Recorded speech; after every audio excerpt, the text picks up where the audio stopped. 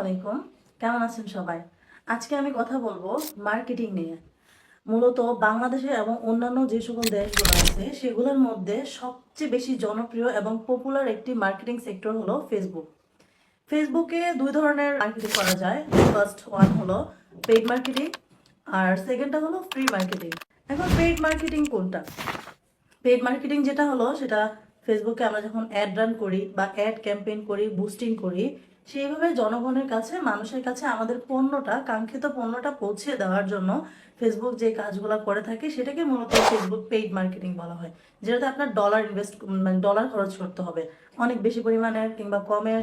আমরা যদি $6 একটা অ্যাড রান করি, সেক্ষেত্রে আপনার প্রোডাক্টগুলো হয়তো 4 থেকে 5 হাজার কিংবা 10 হাজার মানুষের কাছে পৌঁছাবে, এরকম একটা টার্গেট দেওয়া থাকে। ফেসবুক আপনাদের আগে থেকেই দিয়ে থাকে যে হ্যাঁ, আপনি যদি $6 ইউজ করেন তাহলে আপনাকে আমি 10 হাজার মানুষের কাছে পৌঁছে দেবো।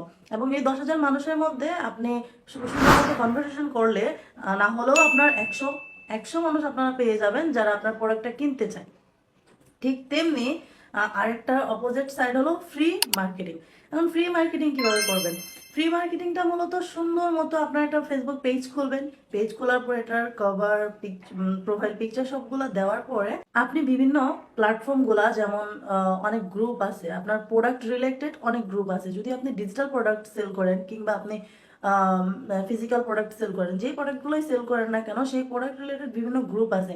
সেগুলোতে আপনি আপনার প্রোডাক্ট সম্পর্কে বলতে পারেন কিংবা প্রোডাক্টগুলোকে শেয়ার করে দিতে পারেন। আদারওয়াইজ আপনার ফ্যামিলি, ফ্রেন্ডস যারা আছে তাদেরকে বলতে পারেন যে আমার পেজটা একটু শেয়ার করে দাও, লাইক করে দাও, অ্যান্ড হলো আমার প্রোডাক্টগুলো একটু কাঙ্ক্ষিত মানুষের কাছে যেন পৌঁছায়, সেইভাবে করে আমার পেজটাকে একটু গ্রুপগুলোতে শেয়ার করে দাও। এইভাবে করে আপনি হলো যে পেইড মার্কেটিং ছাড়াও ফ্রি মার্কেটিং করতে পারেন। তবে এখন ম্যাক্সিমাম সময়ই সবাই পেইড মার্কেটিংটা করছে, কেননা পেইড মার্কেটিংটা অনেক বেশি পরিমাণ ইফেক্টিভ। তবে শুধুমাত্র যে পেইড মার্কেটিং করলেই আপনার প্রোডাক্ট সেল হবে তার কোনো গ্যারান্টি নেই কিন্তু।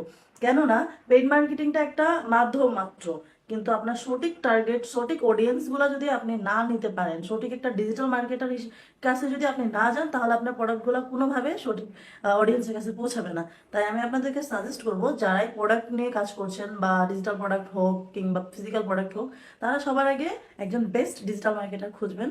খুঁজে তারপরে তার কাছে আপনার প্রোডাক্টগুলো হ্যান্ড ওভার করবেন। আমি আশা করি সে আপনার প্রোডাক্টগুলোকে সবচেয়ে উচ্চ মানের একটা ভালো পর্যায়ে একটা ভালো রেজাল্ট এনে দিতে পারবে। অ্যাজ আ ডিজিটাল মার্কেটার আমি নিজেও বুস্টিং করে থাকি, অ্যাড ক্যাম্পেইন করে থাকি। বুস্টিংটা তো একটা ছোট বাচ্চাও করতে পারে। আমি মূলত অ্যাড ক্যাম্পেইন করে থাকি, টার্গেট অডিয়েন্সগুলো ধরে ধরে সুন্দর মতো অ্যাডগুলো ক্যাম্পেইন করে থাকি। সেক্ষেত্রে লাস্ট মান্থে আমি একটা বুস্টিং অ্যাড ক্যাম্পেইন করেছিলাম। অ্যাড ক্যাম্পেইনের রেজাল্ট ছিল অনেক বেশি পরিমাণে ভালো। আমি আপনাদেরকে এই যে এখানে পাশে স্ক্রিনশটটা দেখতে পাচ্ছেন, এর মধ্যে আপনি দেখতে পাচ্ছেন যে কত পরিমাণে ভালো ছিল আমার রেজাল্টটা। সো যারা মূলত চাচ্ছেন যে কম টাকার মধ্যে, কম বাজেটের মধ্যে আপনারা বুস্টিং করবেন কিংবা অ্যাড ক্যাম্পেইন করবেন, তারা অবশ্যই আমাকে নক করতে পারেন। সবাই ভালো থাকবেন। আল্লাহ হাফেজ।